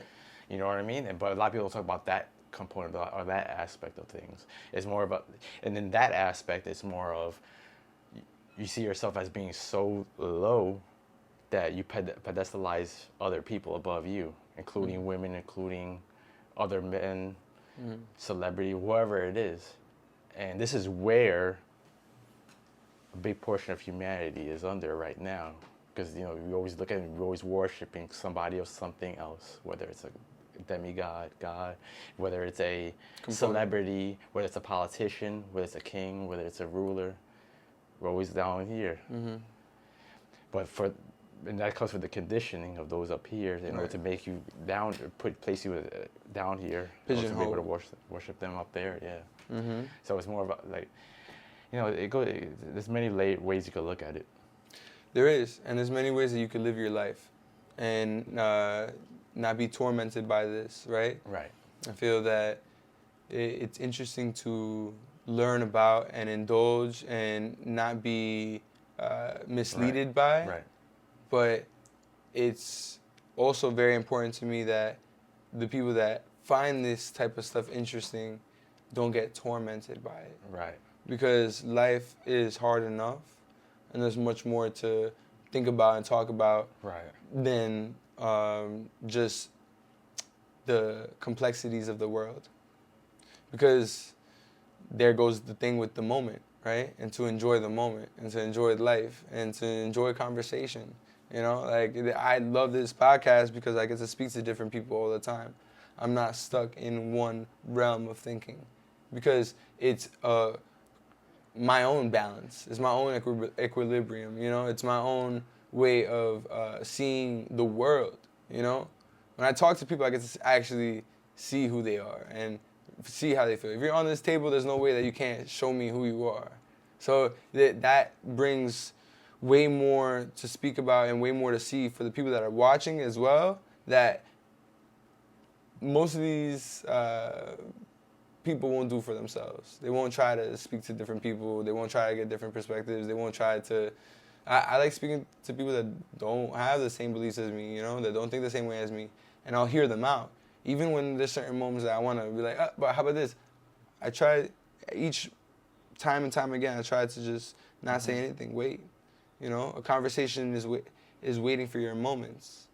It is not overstepping others, but then allowing for your time when it's your time. Don't feel pressed or like you have to say something. Right. It has to flow naturally. Yeah. You know? One more thing about when I was told my younger self, cut the people pleasing. That's I realized that's like a virus within itself. That's just the expression of low self-worth and self-value. You know what I mean? So well, it depends on how far, right? Right. Because if it's reciprocal, then that's what's up. You know, I think it's more about like not like pleasing. Like pleasing is different than being generous and wanting to see others happy. I think people pleasing is more of a reference to wanting somebody to approve of you. You know, in a certain situation or in life. Or wanting other people in general to approve of you, to like you, so you do anything for them to like you. Whether it's like giving them, like constantly giving people money, or constantly like doing stuff for them. Like if you're at school, you like a girl, you want her to approve of you, so you like do her homework and stuff like that. Yeah, that was you. That was you. I used to do research. But that was in college though. But I won't do that anymore. Listen, like, man. Look, those are the moments that taught you, right? Right. And those are also the moments that showed you how people can actually be, right? And it's nothing wrong with that. I think at the end of the day, there's actually more to learn from it. Right. Because there's people that could be like, oh, this guy or like this girl or whatever. But then there's fewer people that see like, you know what? I'd rather take this information and move forward in a way that now I spot that. Now I can see that. Oh, no, I'm okay. You know? Wouldn't you rather know than not? You know? So it's also a matter of when you know it and when you get to find that out. Because some people don't until they're 30, 40, 50 years old. That's true. Or maybe not ever.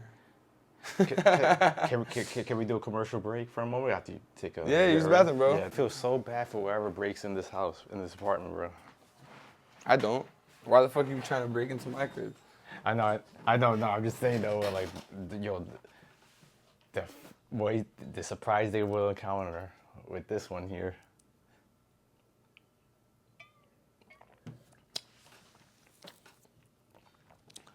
Do you believe in the Anunnaki?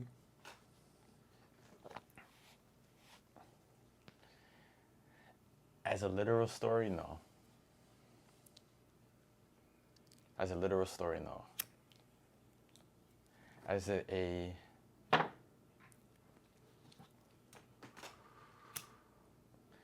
representation, yes. Of the colonization of everything? Yeah, I'm not saying that there isn't anything else that might have influenced or made a shift in the paradigm of this world. I'm not saying that isn't the case. I'm just very careful when it comes to certain concepts that I put out and that are made mainstream over time, simply because I know that whoever funds these outlets wouldn't want anything that's actually expresses the truth to actually go out to the public. I just don't. Hold on, my mom's calling me. Okay, Anunnaki.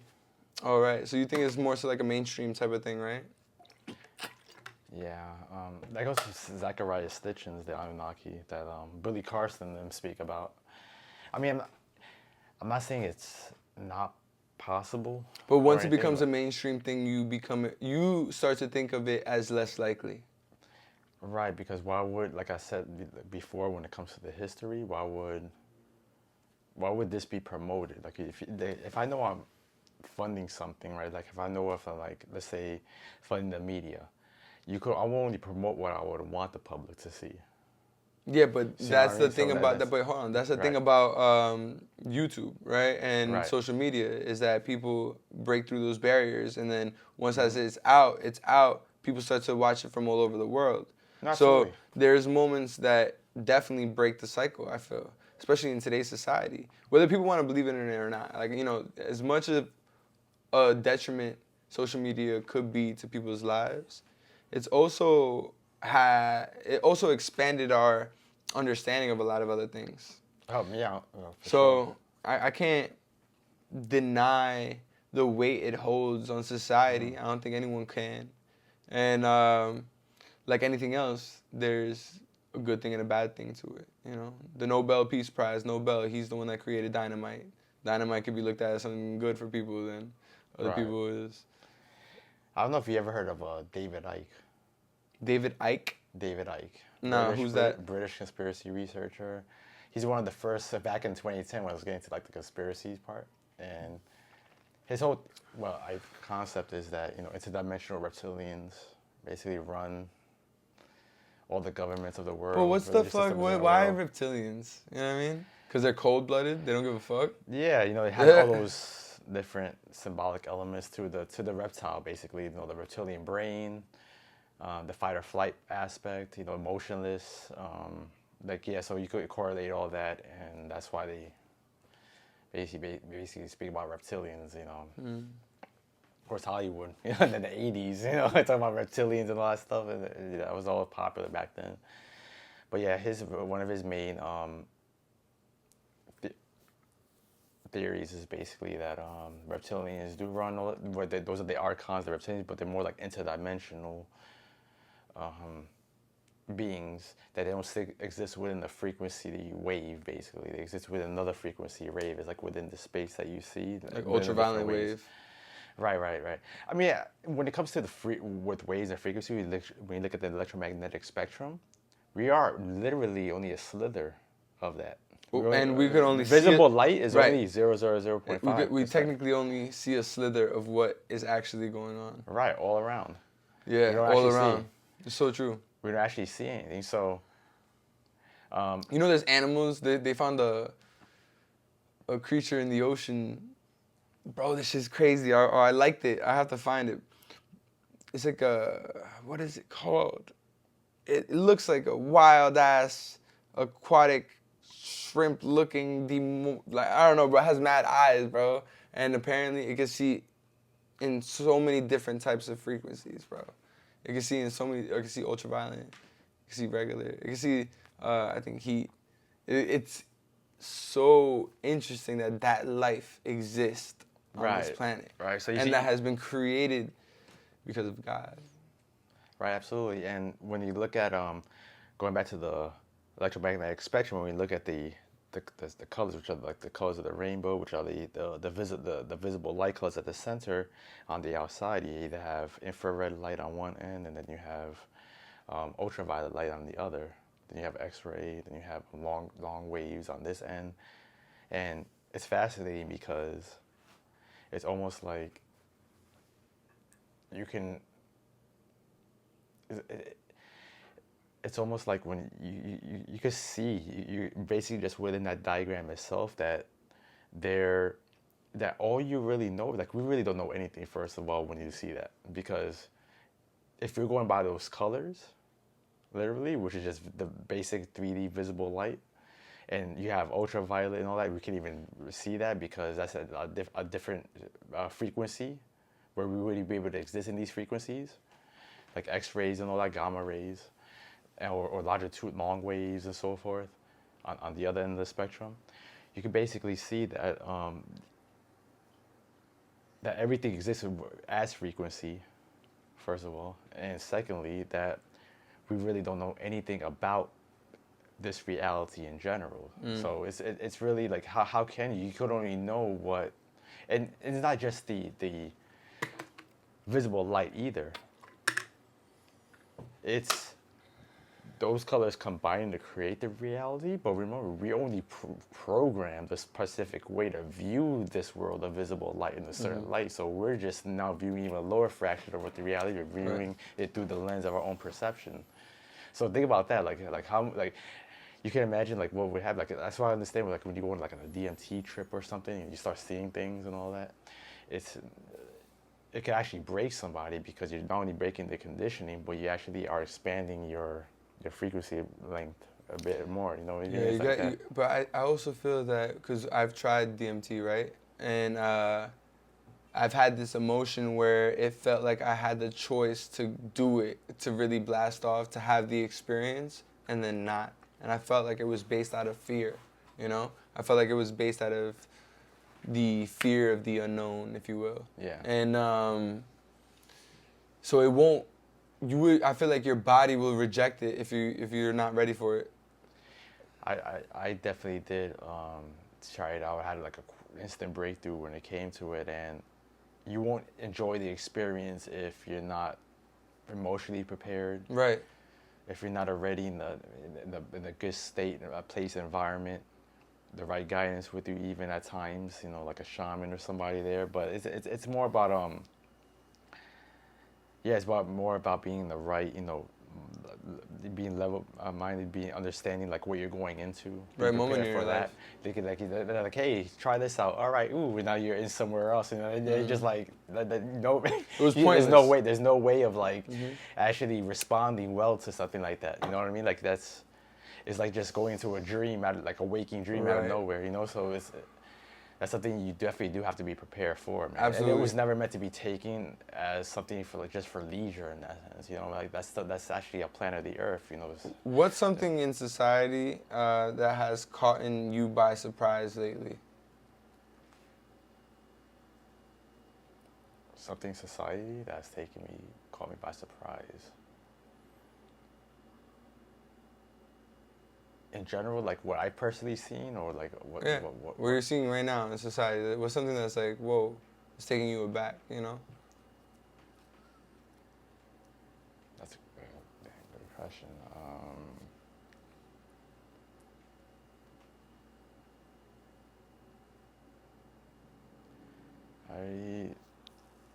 I'm not sure actually. I guess nothing. Yeah, I'm not. Doesn't surprise you, huh? No, and that's okay too, you know. Well, I guess I believe you could. It's interesting because I believe that, you know, once you begin to do your own inner work, in a sense, you know, you do immediately begin to shift your perspective on society in general, or the world in general. Like a shift is like automatic when it comes to that, because you're actually working on the conditions of your mind. You're actually working on yourself more and more and more. Right. Lately. I see one thing that does surprise me though is, and this could be an assistance of the internet, it could be of just the way it is, but I see a lot more people actually becoming more aware of things, you know, whether it's in society or whether spiritually, or just becoming overall curious in a way. And I see kind of like it could be a turn of the ages in a sense where that could be happening. But yeah, that's the one thing I see, because I focus on more of those things, you know, awareness. Yo, by the way, do you have the question? The question? I would say this. I would just tell everybody this: if you had one thing that you did not need to get paid for in this world, that no money was there was no money involved in it, that you could just do freely, what would it be? That's a good question. So if you had one thing to do freely and not get paid for it, what would it be? I would grow food. You would grow food? Yeah, I would grow food. I'd grow food for free. And you give it out to people? Or? Yeah, for sure. Hell yeah, that's Hell what's yeah. up, man. Why food? I love food. Food's how you share with That's people. what I'm talking, man. What would you do? interesting. This motherfucker said interesting to his own question. Interesting. Yeah, I think I'm gonna get more water real quick. So what would it be? It would be explore. I would definitely do a lot of exploration. I would travel. I would work on putting my creations, my art, especially if there's no monetary limitations. If I have access to all the vehicles to do so, I would definitely do that. Yeah, but that's not so accurate because you would need money for that. So you would have to pick something that isn't like that in this society. Oh, I thought you were talking about society that okay, I see what you mean. I see what you mean. So you talk about like what would like if I didn't have to. In this society right now, what would you pick? You know? Because that's the reality, right? You know, you could imagine this world, but that's not the world. So what would you pick? Damn, I think because everything requires money. Exactly. It's a tough question. Like even going to a gym works money. Like unless you go to a park to work out, but you could go to the park and work out. Because that's what it's so monetary based. So it's like it does. Yeah. That.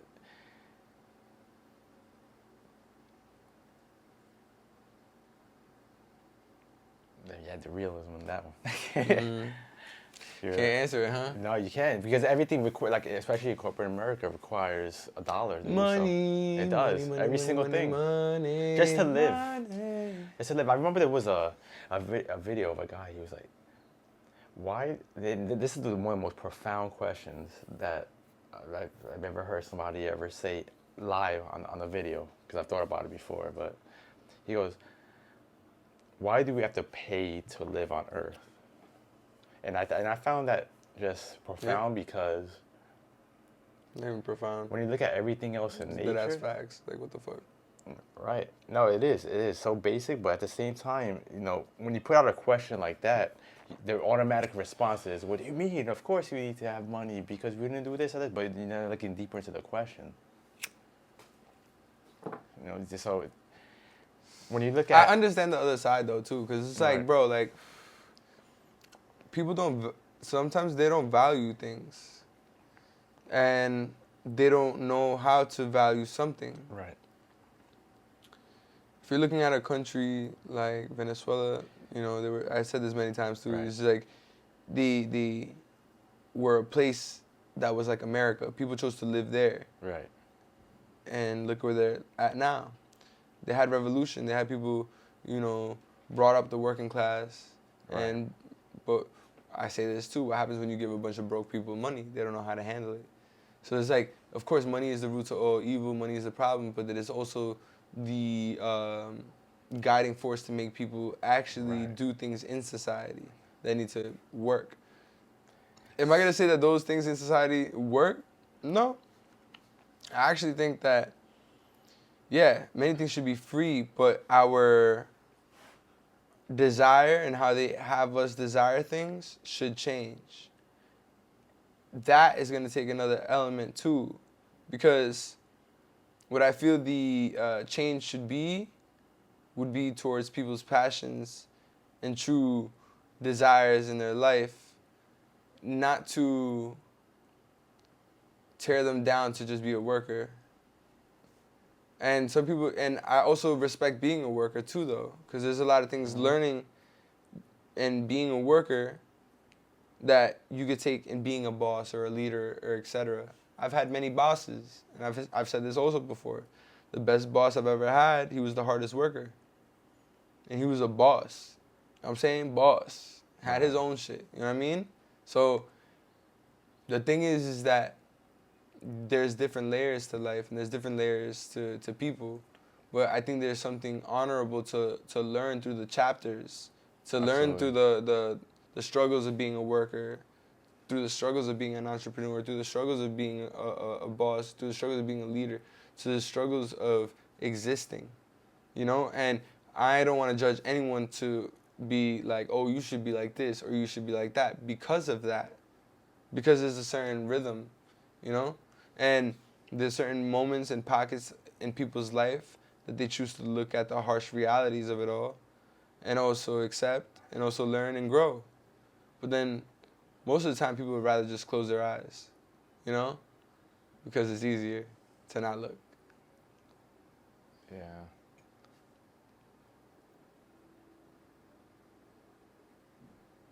Yeah. You know, it's interesting because on Earth, right, you still have tribes, the Amazon, Papua New Guinea, Africa, all these other areas. There's no concept of civilization or anything. North Senegal. You know North Senegal? And then on the other end of the spectrum, we got all this advanced technology. We got monetary systems. We've created political systems, all this stuff, right? And that's where the wonder really comes in. Is like, it's so fascinating that you have these constructs, these civilizations that were created in certain parts of the earth. Now it's global. But then in other parts, you still have man in close relation to nature and the land, the elements per se. And I'm just wondering if civilization was more of a conduit to get humanity to elevate their awareness, or at least originally, to elevate their awareness through these different constructs, through different systems and everything. Like even the earlier stages To pass of the through the religions, levels per of se. it? Like they knew that this would be like a easy transition from one to another by being in this system of constantly overplaying itself, allowing people to see things for what they are. Right. I mean, because when we look at a religion, religare, to tie or bind, the etymology of it, right? It's originally, at least, you could say, it could have been more of a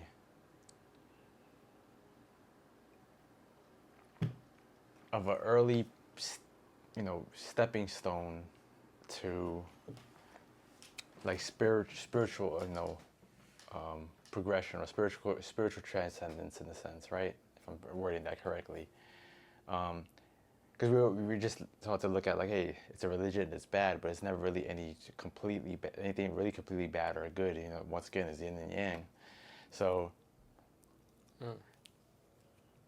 it's really something that is really interesting just to look into when it comes to all of it. Like, why is money considered currency? What's the current? It's the current, right, of the water, right? Yeah. We're in a legal system that is considered maritime admiralty law, right? Where we're birthed on the dock, right? That's where the birth certificate comes from. Ports. There's a ports. whole, yeah, the ports, like where the ship pulls up and you get a certificate Puerto of birth. Rico. Puerto Rico, yeah, it's a rich port. Yeah. It's all water. Canada, supposedly, there was actually a great documentary on how Canada was really the water. It wasn't even the land. But when you look at the whole legal construct, it's literally like a play, an act, in a sense. When you go to a court, right, you sit on the bench, right? When you look at the judge itself, right, whether they wear the Saturnian clothes, right, Saturn symbol 6, the symbol of Saturn, the 6, right, the all black, right? Why is it? Explain that a little bit further. The symbol of 6. What do you mean by that? The Saturn, basically. Saturn, the planet. Right. Because it's the sixth planet? Yes, the planet itself. Chronos, time. Is it the sixth planet? Chronos, time.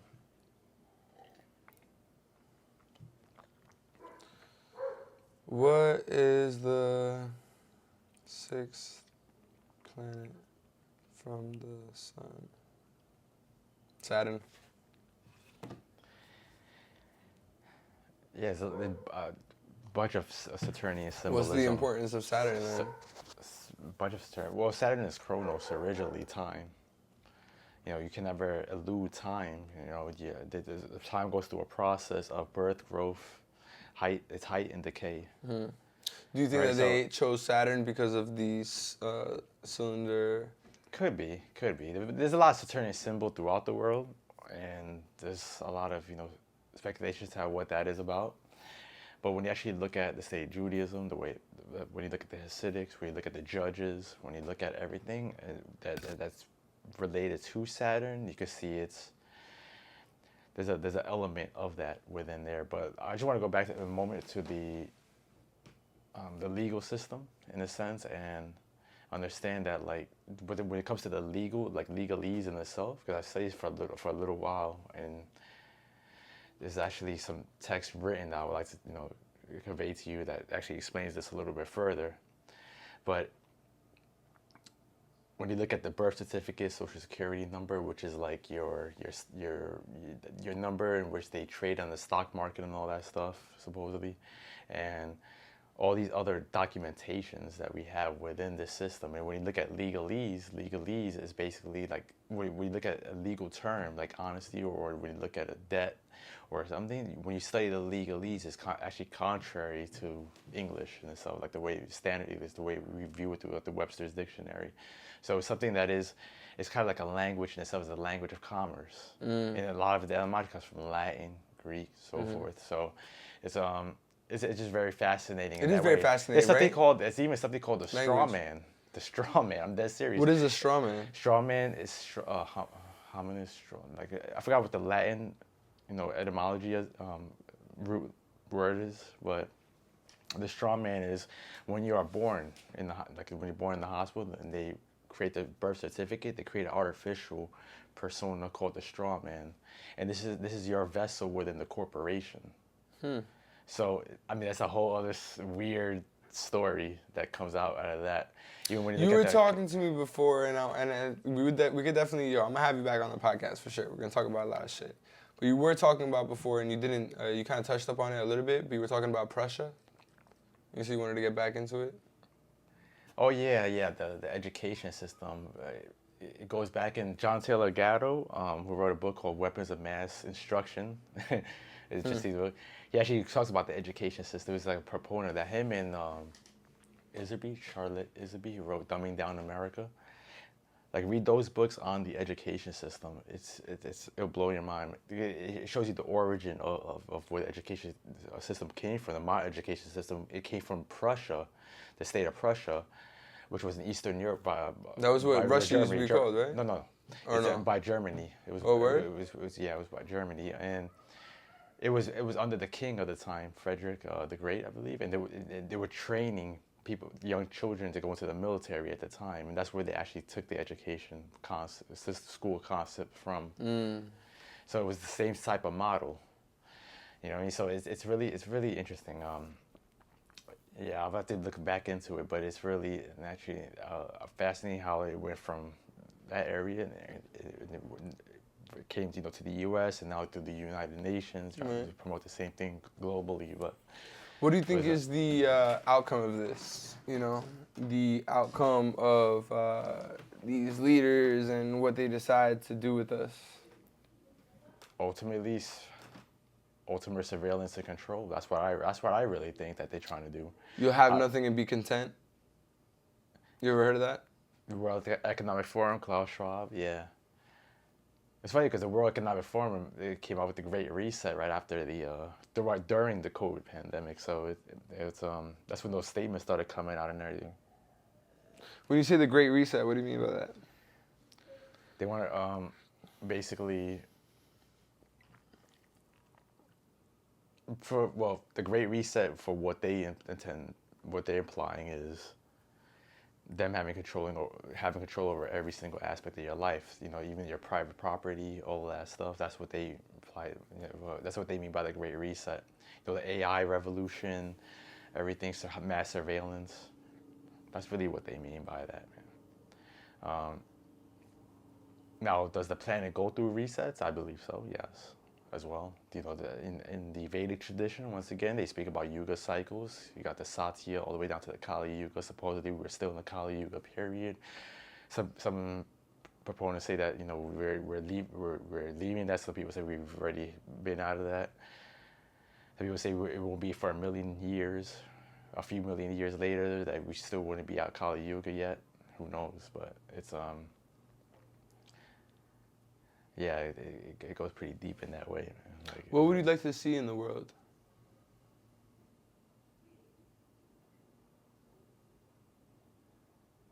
like my ideal vision of Yeah, what would you like to see in the world? What would be the nirvana, if you will, in society? I would like to see literally people allowing people to be. I would like to see that, more of that. I would like to see more innovation, creativity come out, organic creativity that could actually enhance the planet, whether it's through energy technology, free energy technology, or through art, creativity, because it's not just one way, you know, it's multifaceted. Music, for sure, less centralization in all these areas.